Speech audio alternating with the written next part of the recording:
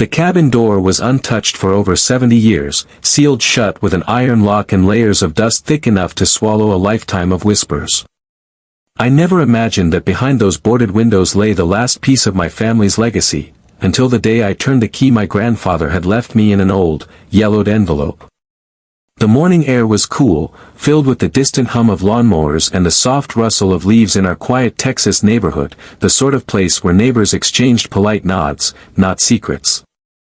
Yet, at the edge of this calm, my heartbeat picked up, sensing that what was locked away inside the cabin was more than just forgotten memories. It was the start of a silent war that would unravel everything we thought we owned. And as I pushed that door open, an old promise echoed in my mind: justice does not always arrive with noise, it arrives with time and patience. Our neighborhood stretched like a painted postcard, with neat lawns, white picket fences, and families settled into a routine defined by BBQs, HOA meetings, and weekend baseball games. My grandfather was a quiet man of principle, who built the cabin back in the 1930s on a small piece of Texas hilltop land, far from the prying eyes of sprawling subdivisions. He always said the cabin was a refuge, a place to remember who we were when life got complicated. Growing up, I was close to my neighbors, the Martins, who ran the local feed store, Mr. and Mrs. Delgado, whose daughter was my childhood friend. We shared stories, holidays, and a shared unspoken trust, the kind that felt as sturdy as the old oak tree shading the neighborhood park. But beneath the surface, subtle tensions bubbled. There were hushed conversations about new HOA rules that felt invasive, notes slipped anonymously into mailboxes warning about property upkeep and community standards. One afternoon, I noticed a strange man with a surveyor's tripod standing on the edge of my grandfather's property, clipboard in hand, watching as if measuring more than just land. A neighbor's casual mention about a secret HOA meeting further unsettled me. It seemed like the peaceful neighborhood was quietly shifting into something unrecognizable. Something calculated. It started with a misplaced letter slipped through my mailbox one evening, a notice from the HOA board dated months earlier. The letter hinted at boundary adjustments and community land reallocation, signed vaguely by the board. Confused, I went digging through county land records and discovered that a chunk of my grandfather's property, the very hilltop with the cabin, had been legally absorbed into the HOA's communal space. How? Why? It became clearer when I found a chain of opaque legal documents revealing secret deals between HOA officials and a local developer, all signed after my grandfather's death, when the cabin was sealed. Shock turned quickly to disbelief. The community I trusted had quietly, systematically taken what was ours. Worse still, neighbors I'd known all my life seemed either unaware or silently complicit.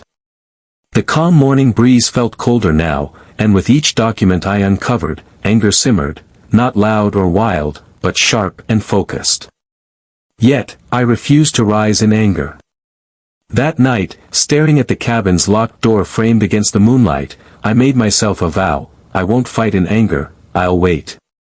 Justice, I believed, would find a smarter voice. Turning quiet rage into careful strategy, I set out to expose the truth.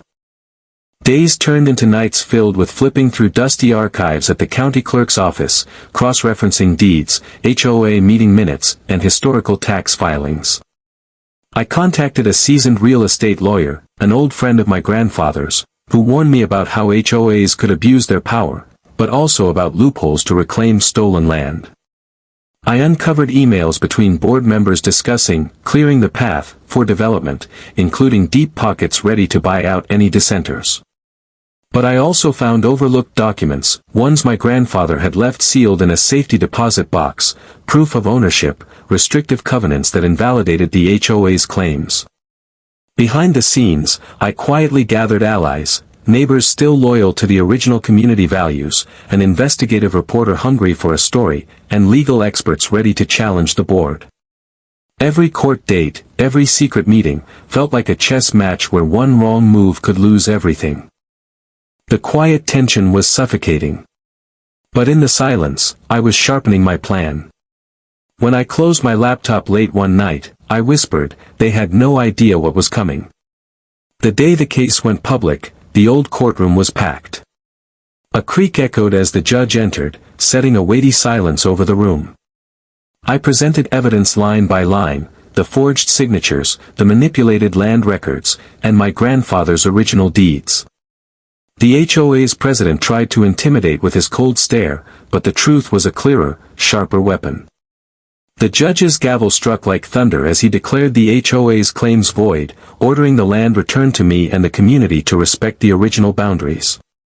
Outside, the reporter's camera clicks filled the air as news spread through the neighborhood, justice served not by chaos or rage, but by facts and persistence. Back at the cabin, the sun slipped through the windows like a blessing. I sat on the porch, feeling a bittersweet peace. The lines of betrayal and reconciliation blurred into a quiet understanding. Some battles are won by waiting, some by knowing, and others by holding on to what truly matters.